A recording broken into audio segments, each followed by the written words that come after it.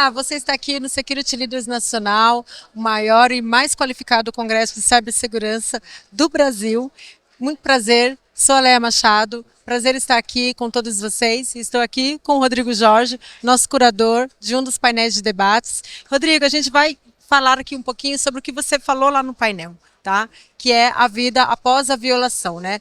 Como é que a gente consegue, Rodrigo, assim, conseguir entender principalmente em termos psicológicos, as pessoas, quando a gente está numa violação, né? A gente passa por um estresse muito grande, é um momento de crise muito assustador para quem passa por isso, né? Mas eu queria que você destacasse um pouquinho, principalmente as melhores práticas, né? Deixar alguma dica do que a gente consegue trazer, assim, de pé no chão, né, de ter a cabeça focada para resolver esse incidente, mas também o after, né, o day after, e o que você pode contribuir aqui com a gente. Pois é, obrigado, Security Leaders, né, por me convidar para estar aqui no evento, tá, a gente falando do assunto. Acho que você tocou num ponto muito importante, né, que é a questão da violência mental, vamos dizer assim, psicológica, que acontece com quem sofre um incidente, né? Não existe situação mais desagradável e desafiadora de fato na vida do profissional de cibersegurança do que o momento de um incidente, de uma invasão, de uma violação de dados ou até de uma indisponibilidade por um ransomware, por um sequestro de dados, né? É um momento caótico, é um momento onde muitas vezes as pessoas não sabem para que lado ir, né? E aí, daí a importância dos exercícios e dos cenários previstos onde se treina, se simula e se pensa antes. É impossível, obviamente, se pensar em tudo, né? Muitos cenários, eles nem sempre vão ser mapeados e vão ser possíveis ser antecipados através de uma simulação, através de algum tipo de exercício. Mas existem situações onde se pode aprender com problemas, inclusive, de outras organizações, né? A gente vê assim, cenários, por exemplo, como a Fórmula 1, infelizmente, toda vez que morre algum piloto, a Fórmula 1 evolui absurdamente em termos de segurança, de controles. E aí, trazendo à luz aqui na nossa área de tecnologia e cibersegurança, a gente tem visto que cada vez mais que acontecem novos incidentes e violações, as empresas se unem, os reguladores passam a exigir um pouco mais de controle, gerar ações junto às empresas controladas, reguladas, né? E então, assim, prever tudo é impossível. Esse é o primeiro ponto. Segundo ponto, achar que está a prova ou que não se vai acontecer é outra também certeza que não se pode ter. E aí, para isso é importante, desde a alta administração da empresa, a todos se unirem no momento da crise, no momento do caos. E não alguém apontar o dedo para o outro e falar, olha, eu quero que isso, quem foi? Hoje a gente no painel, né, a gente estava conversando ali, alguém falou, pô, a primeira coisa que pode acontecer é o CISO é demitido no momento da crise. Mas será que esse é de fato o caminho? Será que esse CISO não pediu um orçamento e foi negado? Será que esse CISO não conseguiu comunicar de fato do risco? Existem N situações, obviamente, antes de se culpar alguém, né? Por isso que as crises que eu passei foram momentos de união, onde a alta administração apoiou, onde a alta administração esteve junto, todos da empresa estiveram juntos, unidos, para poder responder aquele incidente, para poder resolver.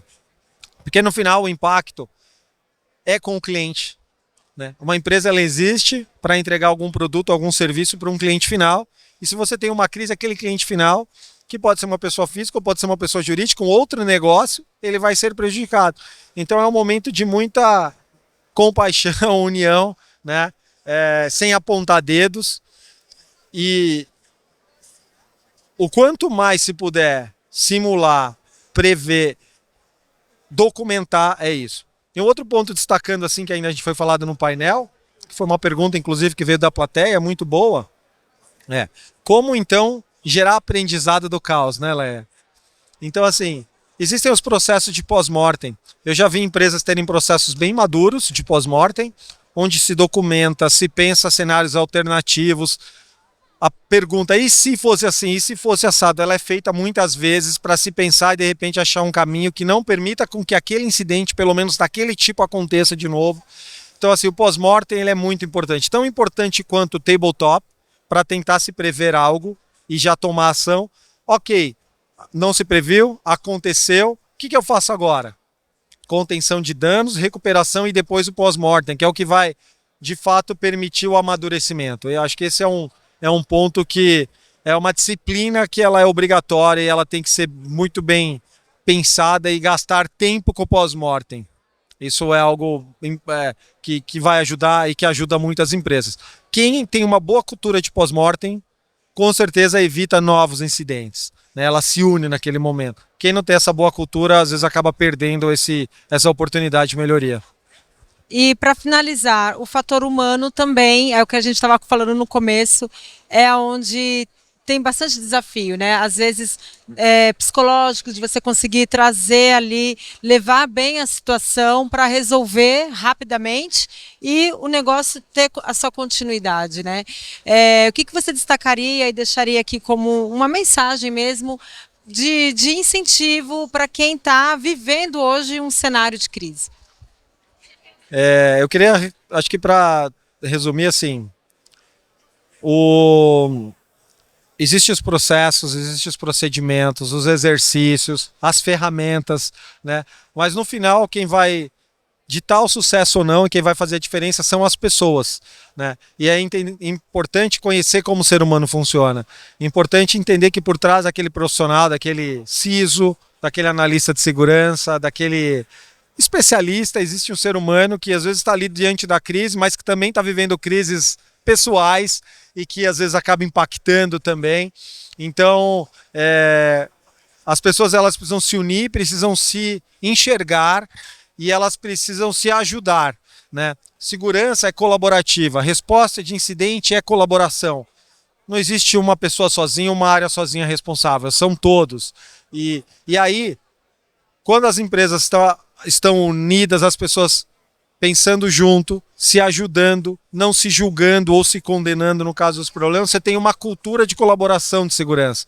E essa cultura de colaboração é que faz toda a diferença e que pode ajudar tanto a prevenir, quanto também a reagir da melhor forma possível a um incidente que já aconteceu.